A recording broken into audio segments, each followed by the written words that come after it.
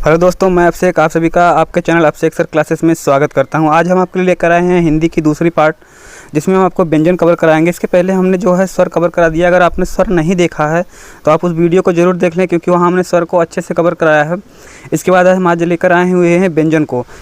व्यंजन कवर कराने के बाद हम आपको विसर्ग संधि कवर कराएंगे। तो हमने देखा था स्वर संधि कौन सी क्या होती है, आज हम देख ले रहे हैं व्यंजन संधि क्या होती है। हमने स्वर थोड़ा सा आपको रिकैप करा देना चाहते हैं, क्योंकि स्वर संधि में क्या होता है, हमने कहा था कि जब किसी भी शब्द को दो खंडों में तोड़ते हैं तो पहले पद के अंतिम वर्ण भी स्वर होता है और दूसरे पद का पहला वर्ण भी स्वर होता है। दोनों क्या होते हैं, स्वर होते हैं।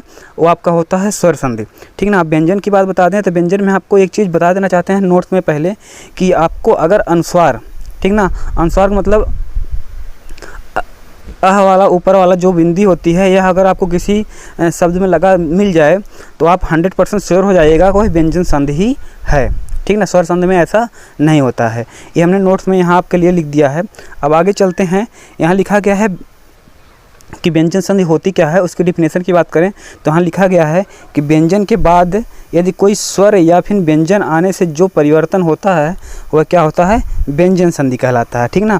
जब हम दो खंडों में तोड़ते हैं, जो एक खंड यहाँ होता है और एक खंड यहाँ होता है, तो यहाँ इसके लास्ट वाले पद में क्या होगा, या तो व्यंजन होगा या तो स्वर होगा। दूसरे वाले पद में या तो व्यंजन होगा या तो स्वर होगा। अब बात कर लेते हैं कि दोनों स्वर नहीं हो सकते। ठीक ना। दोनों स्वर नहीं हो सकते, एक स्वर होगा और एक व्यंजन ही होता है। ठीक ना।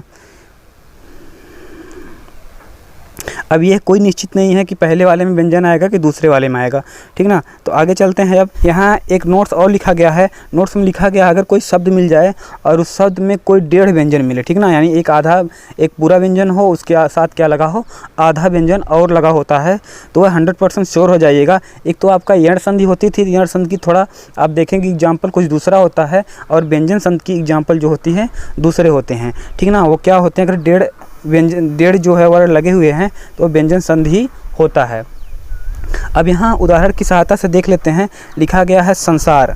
ठीक ना। संसार, संयोग, संपूर्ण और संरक्षक। तो आप देख पा रहे हैं, हमने बताया था यह जो ऊपर वाली नुक्ता बिंदी जो ऊपर लगी हुई है, यानी क्या, यह वाला ऊपर जो यह वाली बूंदी लगी होती है, ये 100% श्योर करती है कि यह व्यंजन संधि ही है। अब इसको हम तोड़ कर देख लेते हैं। क्या लिखा गया है, संसार। ठीक ना।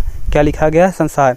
यह जो नुक्ता बिंदी होती है ऊपर जो होती है, इसका जो है मकार हो जाता है, यानी माँ में है चेंज हो जाता है। इसको जब विच्छेद करते हैं तो सम, यानी ये वाला जो होता है यहाँ हलंत लगा होता है, ये आधा होता है और दूसरा में सार, तो सम धन सार बराबर संसार। यानी यह जो माँ है, आधा माँ है, ये ना में, यानी मकार को नकार में हम चेंज कर देते हैं, नकार को मकार में चेंज कर देते हैं। इसी प्रकार से यहाँ लिखा गया है संपूर्ण। तो संपूर्ण की बात करें तो यह जो आधा माँ है यह हो जाता है सम, ठीक ना, आधा माँ और धन पूर्ण बराबर क्या होता है, संपूर्ण। ठीक ना। इसी प्रकार से आगे लिखा गया है संयोग। संयोग की बात करें तो लिखा गया है संयोग। इसको जब तोड़ते हैं तो हमने बताया इस नकार को मकार में चेंज कर देते हैं तो हो जाएगा सम धन योग। ठीक ना। सम धन योग बराबर संयोग। इसी प्रकार से यहाँ लिखा गया है संरक्षक। तो संरक्षक की बात करें, यह संरक्षक भी क्या होता है, सम धन रक्षक। ठीक ना। समधन रक्षक बराबर संरक्षक। आगे चलते हैं। अब यहाँ से हमारा नियम शुरू होता है व्यंजन संधि का। तो एक एक नियम को अच्छे से समझिएगा, क्योंकि काफ़ी इम्पॉर्टेंट टॉपिक है, हमने आपको स्टार्टिंग में ही बता दिया है। तो देखते हैं, क्योंकि इसके पहले जो अधिकतर जो क्वेश्चन बना करते थे वो स्वर संधि से ही बनते थे, लेकिन आजकल जो आपके एग्ज़ाम में क्वेश्चन बन रहे हैं और ज़्यादा करके व्यंजन संधि और विसर्ग संधि से बन रहे हैं, क्योंकि थोड़ा सा मॉडर्न चेंज हुआ है। तो आप देखिएगा, पहला देखते हैं ता संबंधित नियम। ता संबंधित क्या नियम है उसको हम अच्छे से समझ लेते हैं। तो पहला नियम है, यदि ता के बाद, ठीक ना, ता के बाद अगर ला आ जाता है, यानी पहले वाले पद में ता है, दूसरे वाले पद में स्टार्टिंग में क्या आ जाए, ला आ जाए, तो ता का आधा ला हो जाता है। ठीक ना। नियम बहुत सरल है। ता का क्या हो जाता है, आधा ला हो जाता है। जैसे यहाँ लिखा गया है तल्लीन। क्या लिखा गया है, तल्लीन। तो तल्लीन का जब हम विच्छेद करते हैं तो क्या होता है, तत् धन लीन। ठीक ना। तत् धन लीन। तो देख पा रहे हैं यह ता और यहाँ ला है, इस ता का क्या हो जाएगा, तुरंत आधा ला हो जाएगा तो हो क्या आ जाएगा, तल्लीन, ठीक ना, क्या हो जाएगा, तल्लीन। इस ता का ला में, आधे ला में कन्वर्ट हो गया तो क्या हो जाएगा, तल्लीन। इसी प्रकार से आगे लिखा गया है उत्लेख, ठीक ना, उत धन लेख तो क्या हो जाएगा, उल्लेख। इस आधे ता का, इसमें क्या हो जाएगा, यहाँ ता है और यहाँ ला है तो क्या हो जाएगा, इस ता का आधा ला हो जाएगा तो क्या हो जाएगा, उल्लेख। अगर आप इसका जो है विच्छेद करना चाह रहे हैं तो जहाँ से आधा ला लगा हुआ है वहीं से आप तोड़ देंगे, जैसे तत्, और जो यहाँ पर ला है उसका ता कर देंगे तो तत् धन लीन बराबर तल्लीन, ठीक ना। यहाँ हो जाएगा उत, इसी ला का आधा ता कर देंगे और आगे आपका लिख देंगे उल धन लेख बराबर क्या हो जाएगा, उत धन लेख बराबर उल्लेख। इसी प्रकार से आपके एग्जाम्पल हैं, ठीक ना, उल्लंघन, उल्लंघन, उत्धन लास, उल्लास, उत्धन लास, उल्लास। यह क्या लिखा गया है, खत धन लास, खल्लास। ये हो गए आपके ता से संबंधित कुछ नियम। दूसरा ता संबंधित कुछ नियम देख लेते हैं। ता के बाद यदि चा या छा आ जाए, ध्यान दीजिएगा, ता के बाद क्या आ जाए, चाहे चा आ जाए चाहे दूसरे पद में छा आ जाए तो ता का आधा चा हो जाता है। ध्यान दीजिए क्या होता है, ता का आधा चा हो जाता है। जैसे यहाँ लिखा गया है उत्धन चारण, क्या हो जाएगा, उच्चारण। इस ता का आधा चा हो गया है, ठीक।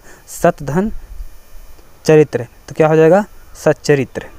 ता के बाद यदि जा या झा आ जाए, ठीक ना, क्या आ जाए, पहले वाले पद में ता हो दूसरे वाले में जा या झा हो तो ता का क्या होता है, आधा जा हो जाता है। जैसे लिखा गया है सतधन जन, तो इस ता का क्या हो जाएगा, अब ता के बाद यहाँ जा है तो इस ता का क्या हो जाता है, आधा जा हो जाएगा सज्जन।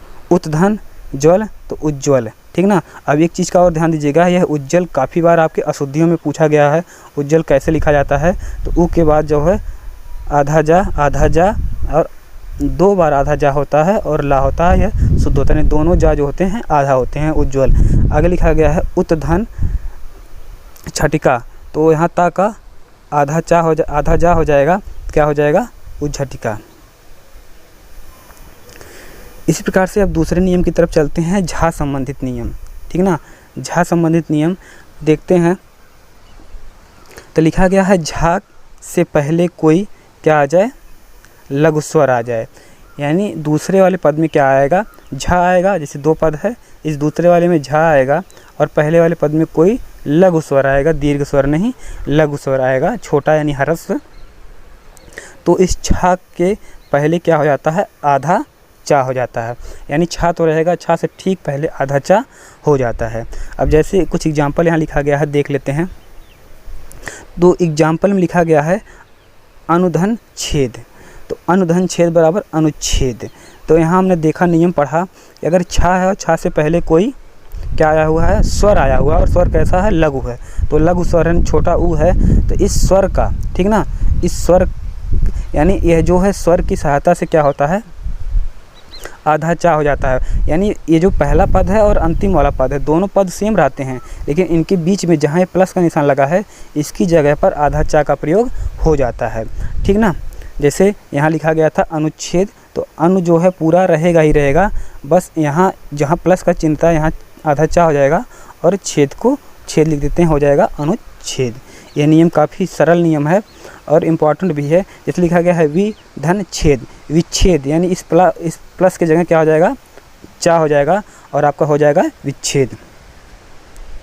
इसी प्रकार से यहाँ लिखा गया है परिधन छेद बराबर परिच्छेद। इस जो है प्लस की जगह खाली चा हो गया है, यानी ह्रस्व स्वर है और यहाँ क्या है, छा है, इनकी सहायता से आधा चा हो गया है, ठीक। इसी प्रकार से स्वाधन छेद बराबर स्वच्छेद, ठीक। आगे चलते हैं, आगे कुछ नियम है, इसको देख लेते हैं। तो जो अगला नियम है, लिखा गया है वर्ग के पहले वर्ण के 5वें वर्ण में बदलना, यानी जो वर्ग का पहला वाला वर्ण होगा, ठीक ना, पहला वर्ण यानी का वर्ग, चा वर्ग, टा वर्ग, ता वर्ग, पा वर्ग, ये जो पहला वाला वर्ण होगा उसको जो है 5वें वाले वर्ण में कन्वर्ट कर देते हैं, यानी का रहेगा तो अंगा हो जाएगा, इस तरीके से जो है कन्वर्ट कर देते हैं। तो यहाँ आगे लिखा गया है, अब देखिएगा, का से लेकर के माँ तक कौन सा होता है, वर्गीय व्यंजन। हिंदी हम आपको वर्णमाला की बात करें तो का से लेकर माँ तक वर्गीय व्यंजन, उनकी संख्या टोटल 25 होती है, मूल रूप से उनकी संख्या 16 होती है, जो इतने काउंट होते हैं, एक पद में 4 और 4 लाइन 4 चौक 16 होती है। ठीक, इसी को वर्गीय व्यंजन के नाम से जाना जाता है और इसी को स्पर्शी व्यंजन के नाम से भी जाना जाता है। तो हम चलते हैं आगे। लिखा गया है यदि किसी वर्ग का पहला वर्ण, ठीक है ना, का, चा, टा, ता, पा, ठीक ना, का मेल किसी अनुनासिक का मतलब पंचमाक्षर अक्षर जो होता है, वर्ग का पांचवा अक्षर जो होता है, ये पांचवें अक्षर जो होते हैं इन्हीं को अनुनासिक या फिर पंचमाक्षर अक्षर भी कहते हैं। अर्थात पांचवें वर्ण से हो तो वर्ग का पहला वर्ण, ठीक है ना, अपने ही वर्ग का पांचवा अक्षर हो जाता है। तो आइए इसको एग्जाम्पल की सहायता से अच्छे से समझ लेते हैं ये इसमें क्या कहा गया है। तो यहाँ नोट में लिखा गया है में परिवर्तन इस प्रकार होता है, ठीक ना, वर्णों में परिवर्तन इस प्रकार होता है। जो नियम हमने ऊपर पढ़ा उसमें परिवर्तन कैसे होता है, इस प्रकार होता है। नियम की सहायता से हम देख लेते हैं। यानी अगर ये पाँचों वर्ग के पहले अक्षर लिखे गए हैं तो पाँचों वर्ग के पाँचवें अक्षर में क्या होते हैं, कन्वर्ट हो जाते हैं, यानी प्रथम वर्ण पाँचवें वर्ण में कन्वर्ट होता है। तो आइए एग्जाम्पल की सहायता से देखते हैं। तो एग्जाम्पल लिखा गया है तत् धन मय, ठीक ना, क्या लिखा गया है, तत् धन मय। तो हमने बताया कि ये देख पा रहे हैं ता जो है ये कौन सा है, पहला ता वर्ग का पहला वर्ण है, तो ये क्या हो जाएगा, तुरंत माँ में चेंज हो जाता है, क्योंकि अब देखिए ता में हलंत लगा हुआ है, इसलिए जो वर्ण आएगा वो जिसमें चेंज होगा वो भी क्या होगा, आधा होगा, ठीक ना। तो तत् धन मय बराबर तन्मय, ठीक ना। अब यहाँ मय था, यहाँ ता था, इस ता का आधा ना हो गया, क्योंकि ता वर्ग का जो पांचवा अक्षर होता है वह ना होता है। आगे चलते हैं। लिखा गया है उत्धन मुख है, तो क्या हो जाएगा, उन्मुख, ठीक ना। इस ता का ना में कन्वर्ट हो जाएगा, ता पहला है तो पाँचवें में कन्वर्ट हो जाएगा, अपने ही वर्ग के, ठीक ना, ध्यान दीजिएगा, अपने ही वर्ग के पाँचवें अक्षर में वो क्या होते हैं, कन्वर्ट हो जाते हैं। आगे लिखा गया है जगत धन नाथ, तो क्या हो जाएगा, जगन्नाथ, ता जो है ना में चेंज हो जाएगा और ता में हलंत है तो ना भी आधा होगा। वाक धन मय, क्या हो जाएगा, वांग्मय का ये मोस्ट इम्पॉर्टेंट है, इसको आप याद करके रखिएगा। काफ़ी बार आपके एग्जाम में पूछा गया है वांग्मय का संधि विच्छेद निम्न में से कौन सा सही है, ठीक ना। तो कभी कभी यहाँ गा का चिन्ह लगा होता है, ठीक ना, या कभी कभी गा में इस तरीके से अंगा लगा होता है, तो आप ध्यान दीजिएगा वांग्मय का सही संधि विच्छेद क्या होगा, वाकधन मय बराबर वांग्मय, ठीक ना। हिंदी और संस्कृत दोनों में एक क्वेश्चन संधि में पूछे जाते हैं और काफ़ी बार पूछे गए हैं। चलिए अगले नियम की तरफ चलते हैं। अगला नियम कह रहा है वर्ग के पहले वर्ण का तीसरा वर्ण में परिवर्तन, यानी वर्ग का पहला वर्ण जो होता है वह तीसरे में कब परिवर्तित होता है। जैसे हमने पीछे देखा कि वर्ग का पहला पाँचवें में परिवर्तित हो रहा था, अब यहाँ हम देखेंगे वर्ग का पहला वर्ण जो है वह जो है तीसरे में किस तरीके से परिवर्तित होता है। तो यहाँ लिखा गया है यदि किसी वर्ग का पहला वर्ण, ठीक ना, यानी का, चा, टा, ता, पा का मेल किसी स्वर, ध्यान दीजिएगा, किसी स्वर या तीसरे चौथे वर्ण से हो, ठीक ना, या जो है तीसरे चौथे, पहले तो या तो किसी स्वर से हो जाए मेल, या फिर जो है तीसरे या चौथे वर्ण से हो जाए, ठीक ना, या फिर अंतस्थ से हो जाए, यानी यारा लावा से हो जाए, तो इसमें जो एक वर्ण से हो तो, ठीक ना, यानी इनसे हो तो वर्ग का पहला वर्ण अपने ही वर्ग के तीसरे वर्ण में परिवर्तित हो जाता है। यानी जो आपके पांचों वर्ग के पहले वर्ण हैं, यह जो है इनका मेल या तो किसी स्वर से हो जाए, या फिर जो है तीसरे और चौथे वर्ण से हो जाए, या फिर जो है किससे हो जाए, या तो अंतस्थ व्यंजन से हो जाए, जिसको कहा जाता है यार अलावा, जिनकी संख्या 4 होती है। तो जो इनका परिवर्तन होता है इस वाले का, पहले वाले वर्ण का परिवर्तन तीसरे वाले अपने ही वर्ग के तीसरे वाले वर्ण में इनका परिवर्तन हो जाता है। तो आइए एग्जाम्पल की सहायता से इसको हम समझ लेते हैं।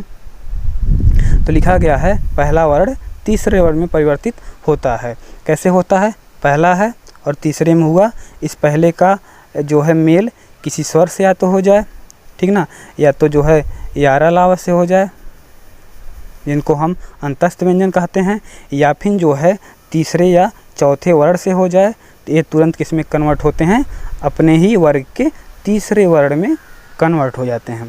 तो आइए एग्जाम्पल की सहायता से इसको हम समझ लेते हैं। सत धन गुण बराबर सद गुण। अब ध्यान दीजिएगा, यहाँ ता है और ता पहले वर्ग अपने वर्ग का पहला वर्ण है, यानी ता वर्ग का पहला वर्ण है ता, तो यह जो है, और इधर हम क्या देख पा रहे हैं, इधर क्या आया हुआ है, इधर जो है तीसरा वाला वर्ण आया हुआ है, ठीक ना, गा, तीसरा वाला वर्ण आया हुआ है, गा, तो किस में चेंज होगा, सत धन गुड़ बराबर अपने ही, ता था दा, ठीक ना। इसका तीसरा वर्ड क्या है, दा है, यह दा में कन्वर्ट हो जाएगा, हो क्या जाएगा, सद गुड़, ठीक ना। यहाँ दा में हलंत लगेगा, हो जाएगा सदगुण। इसी प्रकार से उत धन देश, तो क्या हो जाएगा, उद्देश्य, ये ता चेंज होगा दा में अपने ही तीसरे में, तो दा में हलंत लगेगा, हो जाएगा उद्देश्य, ठीक ना। बाकी सब सेम रहते हैं। इसी प्रकार से दिक धन विजय बराबर दिग्विजय, इसी प्रकार से कप धन जा बराबर कब्ज, दिक धन गज बराबर दिग्गज। मोस्ट इम्पॉर्टेंट शब्द है आपका, ये काफ़ी बार पूछा गया है, दिग्गज का संधि विच्छेद दिक धन गज होगा और दिक में का में हलंत लगाएगा, और आगे लिखा गया है दिक धन अंत दिगंत, ठीक ना। इसका का गा में कन्वर्ट होगा, और यहाँ जो आ पे जो बूंदी लगी थी ऊपर बूंदी लग जाएगी। वाक धन ईस मोस्ट इम्पॉर्टेंट आपका शब्द है, काफ़ी बार यह पूछा गया है, इसलिए इस दोनों को आप ध्यान से देख लीजिएगा, ठीक। और ये आपका सदगुण जो है, ये भी इम्पॉर्टेंट शब्द आपका है, तो वाक धन इस बराबर वागीस। अच्छा, आपको तोड़ना अगर हो, यानी आपको यह मिल जाए और इसका संधि विच्छेद पूछ ले, तो आपको कुछ नहीं करना है, जहाँ जहाँ हलंत लगा है वहाँ से आप तोड़ दीजिए। जैसे हम बात करें वागीस की, तो हम लिखेंगे वाक्य, क्योंकि ये गा तीसरा है और तीसरा किससे चेंज हुआ है, पहले वाले वर्ड से, तो वाक धन ईस बराबर वागीस, ठीक ना। क्योंकि यहाँ बड़ी की मात्रा है तो बड़ी ई हो जाएगी और सा लास्ट में। बात करें सदगुण की, तो सा है और क्या है, दा है, और दा किस वर्ग का है, ता वाले वर्ग का है, और ता का पहला वर्ग ता हो जाएगा, सत धन गुड़ है, तो क्या हो जाएगा, गुड़, सदगुण।